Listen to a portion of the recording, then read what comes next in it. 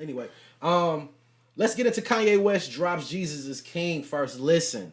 Did you listen to it? I didn't. Not yet. I listened to it twice, like you did. That's why I was like, twice. So if y'all haven't heard, Kanye West dropped Jesus is King, and I'm gonna pick my words carefully here. It's a piece of good music. I like it. I'm not impressed at all. I was about to ask, did you recommend it? But Yes, I recommend it. I'm I'm gonna tell you why I recommend it, because one, is not a gospel album. It references God a lot, but in the process, so I listened to it the first time, right? And the feeling I got was like, damn, let me listen to College Dropout again. So I listened to College Dropout again, then I went back to Jesus is King. And I said, this ain't. I mean, other than the up tempo. the up tempo and referencing God a lot more. It's the same type of music he was making on College Dropout, pretty much. It's positive music. If you really listen to College Dropout, it's all positive records. I agree with the positivity on It's just positive. Dropout. He just used that shit with him and Ty Dolla $ign. Yeah. That kind of, I was like, The biggest difference between that shit is a lot of the shit that's on this new album, it's like him playing around and riffing and shit. And it's not really like whole compiled songs. No, like because it's a vibe. It's not even a lot of lyrics on this shit. It's a vibe.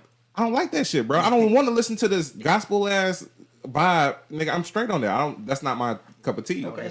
And then when I go, and I hate it because when I go to Apple Music and I go to the hip hop list and I listen to the playlist, like the specific hip hop list, this nigga shit is all through it. And there's no hip hop music on that shit, bro. So why would, I don't like the presentation behind it. Like, if you would have released this shit and not even said nothing about gospel and just put it out, then niggas would have listened to it like, okay, this is the vibe he on, and I just ain't fucking with it. But it's not even gospel music either, nigga. Like, what? It's not. What the fuck is this shit, bro? It's a hip hop. It's him playing around, bro. It's a hit. No, I'm not gonna do that. It's him playing around. I bro. can't say that because me saying him playing around is really dismissing the fact that he's had some type of awakening.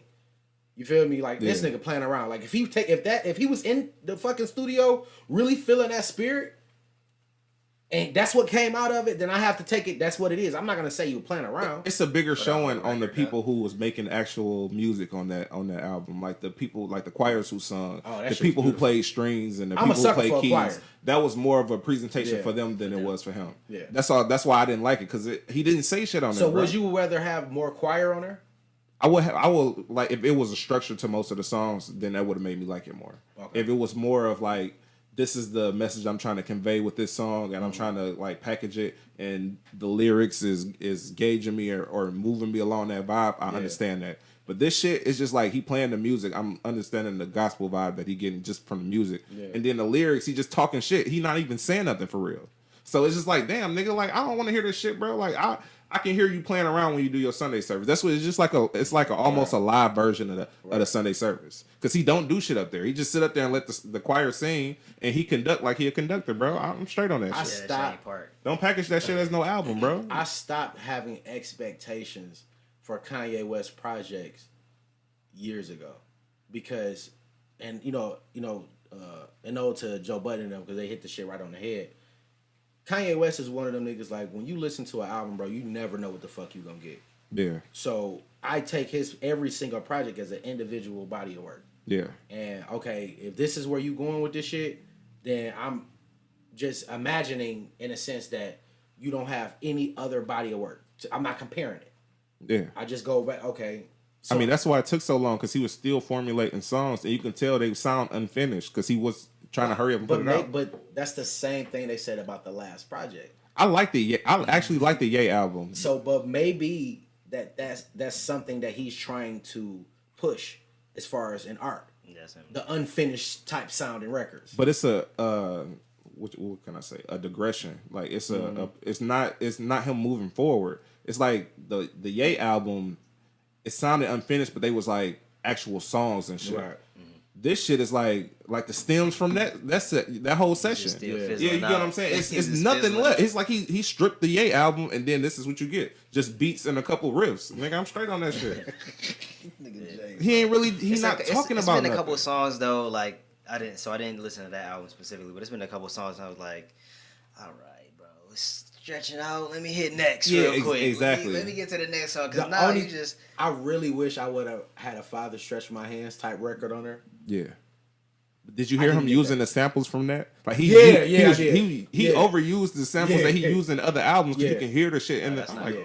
I'm straight on that shit. Cool. It's saying "stretch my hands" in the hooks and shit, bro. I'm straight, man. I like the project. He's trying to help him out. Yeah, no, because Kanye is one of them niggas, bro. Like, fuck all his political values, his family shit, whatever the fuck he got going on. Yeah. When it come to music, bro, like, and the conversation, like, that nigga is probably one of the baddest motherfuckers walking this planet. You feel me? Yeah. When it come to creating and giving you new shit, he's a creator. Kanye, the only nigga, bro, who he is not sounding like nobody else. Yeah, I get you feel me? And I can say he the only nigga, but he's one of the very few that's gonna give you some shit that you ain't never thought you was gonna like and or heard. Yeah. You like, oh damn, this shit.